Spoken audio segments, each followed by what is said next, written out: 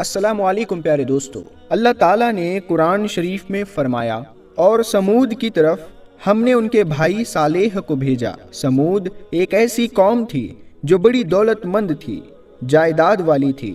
اس قوم کے لوگوں کے پاس پشو دھن یعنی بھیڑ بکریاں بہت زیادہ تھی۔ وہ اونٹ اور بکریوں سے مالا مال تھے۔ جب عاد قوم غارت کر دی گئی، سمود قوم پنپی، نئی نئی عمارتیں بنائی، مال اور دولت کی زیادتی ہو گئی، اور یہی زیادتی ان کی گمراہی کی وجہ بنی۔ ان میں گھمنڈ پیدا ہو گیا اور وہ راہ سے بے راہ ہو گئے۔ ایک اللہ کی عبادت کے بجائے بتوں کی پوجا کرنے لگے اور ظلم و بگاڑ کے کاموں کو اپنی زندگی کا مقصد بنا لیا۔ اللہ تعالیٰ نے اس قوم کو سدھارنے، سمجھانے اور اس کی تنبیہ کرنے کے لیے حضرت صالح علیہ السلام کو پیغمبر بنا کر بھیجا۔ حضرت صالح علیہ السلام انہیں سمجھاتے، سیدھا سچا راستہ بتاتے، لیکن ان کے دلوں پر جیسے مہر لگی تھی، وہ سنی انسنی کر دیتے، انہیں برا بھلا بھی کہتے۔ چونکہ حضرت صالح علیہ السلام اسی قوم کے ایک آدمی تھے، اسی لیے وہ ان کا کچھ بگاڑ بھی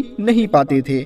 آخر اس پتھر دل قوم نے اس بات پر اتفاق کر لیا اور اسے شہرت بھی خوب دی کہ اگر اس پتھر میں سے ایک لمبی چوڑی اونٹنی 10 مہینے کی گابھن پیدا ہو اور اس کے بعد بڑے ڈیل ڈول کا بچہ بھی ہو تو ہم اس معجزے کو دیکھ کر ایمان ضرور لائیں گے، اور تب ہر معاملے میں حضرت صالح کی فرمانبرداری کریں گے۔ حضرت صالح علیہ السلام تک یہ ان کی باتیں پہنچی۔ انہوں نے اللہ کے دربار میں دعا کی اور کہا کہ اے اللہ، تو اس پتھر سے ویسی ہی اونٹنی پیدا فرما دے۔ حضرت جبرائیل علیہ السلام تشریف لائے اور اللہ کا یہ پیغام سنایا کہ میں نے پہلے دن سے ہی اس طرح کی اونٹنی اس پتھر میں بنائی ہے، اب ان کے پیدا ہونے کی گھڑی آ گئی ہے، تو نیڈر ہو کر ان کافروں سے ایمان لانے کا عہد لے لو اور ہماری بے پناہ قدرت پر بھروسہ کرو۔ جب قوم نے اقرار کر لیا اور اپنے ایمان لانے پر قسم بھی کھا لی تو یکا یک پتھر میں سے آواز آئی اور وہ 2 ٹکڑے ہو گیا۔ پتھر کے پھٹنے سے اسی طرح کی اونٹنی نکلی جیسی ان کی مانگ تھی۔ اس کو دیکھتے ہی سمود قوم کے لوگ حیران رہ گئے۔ پھر ایک بچہ بھی اسی قد اور ڈیل ڈول کا پیدا ہوا۔ یہ حضرت صالح علیہ السلام کا بہت بڑا معجزہ تھا جو اللہ کی قدرت سے ظاہر ہوا تھا۔ ابن عمر اس معجزے کو دیکھ کر مسلمان ہو گیا۔ دوسرے سرداروں کا دل بھی ایمان کی طرف متوجہ ہوا، لیکن جو پرانے اور گھاگ تھے انہوں نے کہا یہ صالح تو بڑا جادوگر ہے، یہ نبوت کا معجزہ نہیں بلکہ جادو کا اثر ہے۔ اس طرح جن کے دلوں میں ایمان کی کرن پھوٹنے والی تھی وہ پھر ان باتوں سے گمراہی کے اندھیرے میں چلے گئے۔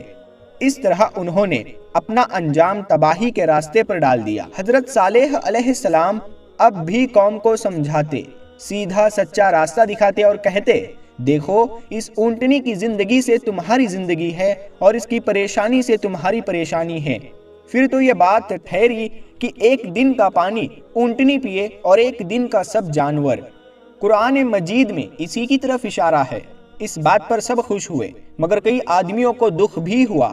جب اونٹنی اپنی باری پر پانی پینے کے لیے کنویں پر جاتی تو تمام پانی ایک دم میں پی جاتی۔ یہ الگ بات ہے کہ وہ جتنا پانی پیتی تھی اسی کے مطابق اتنا دودھ دیتی تھی کہ پوری قوم کے برتن دودھ سے بھر جاتے۔ اونٹنی کی شکل ڈراؤنی تھی، بھاری بھرکم جسم، صورت، شکل، سبھی کچھ حضرت صالح علیہ السلام کے معجزے کی زبردست دلیل تھی۔ امام نسائی نے لکھا ہے کہ اس کے جسم کی لمبائی 100 گز تھی، اونچائی اس کے پاؤں کی 150 گز تھی۔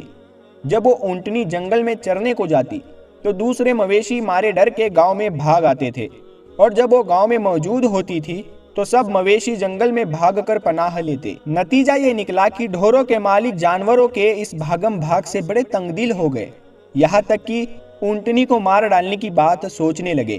اللہ تعالیٰ نے حضرت صالح علیہ السلام پر وحی بھیجی کہ اپنی قوم سے کہو کہ اس اونٹنی کو قتل کرنے کی بات نہ سوچے اور خدا کے حکم کے خلاف اس کو نہ ستائے، ورنہ اس کی موت تم سب کی موت کی وجہ بنے گی، تم خدا کے عذاب کے شکار ہو جاؤ گے۔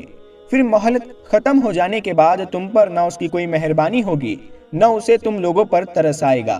پیارے دوستو، اسی قوم میں ایک بڑھیا تھی، ایک بوڑھی عورت تھی، اور اس کے پاس مال بھی بہت تھا، اور وہ بکریاں اور اونٹ بھی اس کے پاس ان گنت رکھتی تھی۔ اس کے پاس بیٹیاں تھی جو بہت خوبصورت اور پریوں جیسی تھی۔ اسی طرح ایک بے دین اور بھی تھی جو بہت مالدار تھی۔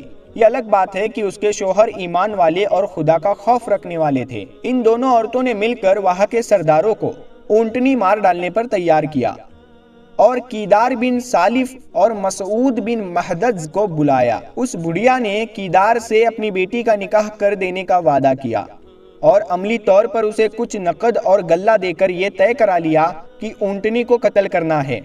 وہ دونوں ملعون 7 آدمیوں کو ساتھ لے کر راستے میں بیٹھے اور اونٹنی کا انتظار کرنے لگے۔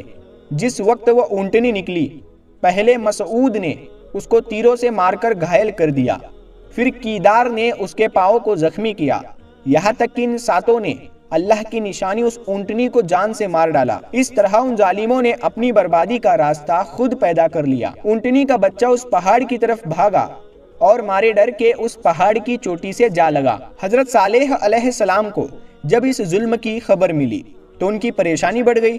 وہ پریشان اس لیے ہوئے کہ اب اللہ کا غضب اس قوم پر نازل ہو کر ہی رہے گا، تو انہوں نے فرمایا کہ اگر اس کے بچے کو کسی طرح پکڑ کر اپنے درمیان لاؤ گے تو شاید اللہ کے غضب سے اپنے آپ کو بچا لے جاؤ گے۔ قوم والے بھی ڈر گئے تھے، اسی لیے اسے کھوجنے میں بڑی محنت کی، پر وہ بچہ غائب ہوا تو غائب ہی ہوا۔ اس طرح پوری قوم عذاب کے گھیرے میں آ گئی۔ حضرت صالح علیہ السلام نے فرمایا کہ 3 دن کے بعد اب تم سب ختم ہو جاؤ گے اور عذاب آ جائے گا۔ عذاب کی نشانی یہ ہے کہ پہلے دن تمہارے منہ پیلے ہو جائیں گے، دوسرے دن لال ہو جائیں گے اور تیسرے دن کالے ہو جائیں گے، پھر چوتھے دن اللہ کے عذاب کے شکار بن کر تم تباہ ہو جاؤ گے۔ دشمنوں نے جب یہ بات سنی تو انہوں نے حضرت صالح علیہ السلام کو مارنے کا ارادہ کر لیا اور چھپ کر گھات میں بیٹھے تھے۔ حضرت صالح علیہ السلام کو مارنے کا ارادہ کرنے میں پوری قوم شامل تھی، لیکن وہ اپنی چال چل رہے تھے اور اللہ جو سب سے بہتر چال چلنے والا ہے وہ اپنی چال چل رہا تھا، اور اللہ کی چال کے آگے چلی ہی کس کی ہے۔ حضرت صالح علیہ السلام کے گھر والوں کو جب معلوم ہوا کہ قوم کے لوگ ایسا ایسا کر رہے ہیں تو انہوں نے جا کر پوچھا کہ اگر حضرت صالح علیہ السلام کے وعدے کے مطابق تم 3 دن میں فنا ہو جاؤ گے تو اللہ کے حضور اس بے ادبی سے تو تمہیں اور تکلیف ہی پہنچے گی، اور اگر حضرت صالح علیہ السلام کی بات غلط ہوگی تو پھر تم جو چاہو کرنا، ہم سب اس وقت سمجھ لیں گے۔ قوم والوں کی سمجھ میں یہ بات آ گئی، وہ اپنے اپنے گھروں کو واپس چلے گئے۔ دوسرے دن پھر قوم کے لوگ جمع ہوئے، ہر ایک کے چہرے پر موت کی ہوائیاں اڑ رہی تھی۔ جمع ہو کر سب بولے آخر ہم تو مریں گے ہی، لیکن حضرت صالح کو بھی مار کر اپنے آگے دفن کریں گے۔ حضرت صالح علیہ السلام نے جب یہ خبر سنی تو وہ عقیل بن نوفل کے گھر پناہ لینے چلے گئے۔ قوم والے پریشان ہوئے، ڈھونڈتے رہے اور حضرت صالح ان کے ہاتھ نہیں لگے۔ دوسرے دن صبح میں سب کے منہ خون کی طرح لال ہو گئے، رنگت ہی تبدیل ہو گئی، اور اسی رنگت کو تبدیل ہوتے ہوئے دیکھ کر ان کی بے چینی بڑھ گئی۔ وہ روتے پیٹتے اپنے آپ کو کوسنے لگے۔ پھر سنیچر کے دن ان کے چہرے بالکل کالے ہو گئے۔ کیا عورت کیا مرد، سبھی زندگی کا آخری دن سمجھ کر بے حد پریشان تھے۔ حضرت صالح علیہ السلام اسی دن ایمان والوں کو ساتھ لے کر فلسطین چلے گئے اور یہ بے ایمان انکاری اپنی بستی میں ہی پڑے رہے۔ اتوار کی صبح کو سمود قوم کے شیطانوں نے ہنون کا کفن تیار رکھ کر زندگی سے چاو اٹھا لیا، اور پہر دن چڑھے ایک خوفناک آواز اوپر سے ان کے کانوں میں آئی۔ سب کے دل ٹکڑے ٹکڑے اور کلیجہ حصہ حصہ ہو گیا۔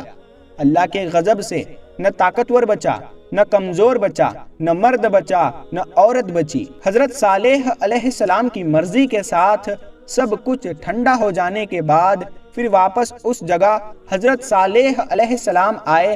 قوم کی یہ حالت دیکھ کر روئے بھی، بہت روئے اور کافی سبق بھی لیا۔ پھر ایک مدت کے بعد وہاں سے مکہ کی طرف چلے گئے اور وہیں پر انتقال فرمایا۔ خدا ہی کی ذات فنا سے پاک ہے، باقی سب فنا ہونے والے ہیں۔ پیارے دوستو، ہم آپ کو بتا دیں، قوم سمود ایک ایسی قوم تھی جو پہاڑوں کو کاٹ کر، اس کو چیر کر اسی کو خوبصورت عمارت بنا دیتی تھی۔ اتنی ماہر اور اتنی دولت مند یہ قوم تھی، لیکن اس قوم میں اتنی سمجھ نہ تھی کہ وہ ایک اللہ کی عبادت کرے۔ بے شک اس دنیا میں اس فنا ہونے والی دنیا میں آپ جتنا بھی کما لو، کتنا بھی کما لو، سب کچھ یہی پر رہ جانا ہے، ساتھ میں کوئی کچھ نہیں لے جا سکتا، صرف کام آئیں گے تو اچھے اعمال کام آئیں گے۔ قبر میں تو کوئی الماری نہیں ہے، کفن میں کوئی جیب نہیں ہوتی۔ اس دنیا میں دل لگانا ہی نہیں چاہیے۔ دل میں دو چیزیں نہیں بس سکتی، یا تو اپنے دل میں دنیا بسا لو یا دین بسا لو۔ ایمان اور دولت ایک دل میں نہیں رہ سکتے۔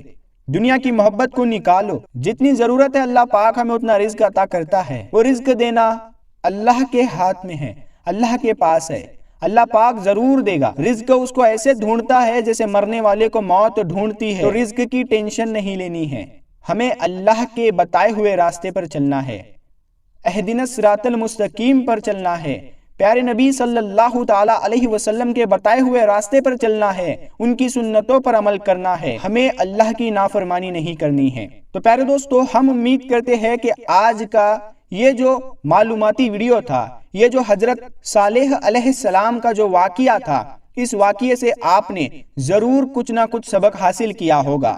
اس واقعے کو، اس ویڈیو کو، اس اسلامک ویڈیو کو آپ لوگ اپنے دوستوں میں، اپنے رشتہ داروں میں ضرور شیئر کریں، تاکہ یہ ویڈیو اور بھی مسلمانوں تک، اور بھی لوگوں تک پہنچ سکے۔ السلام علیکم۔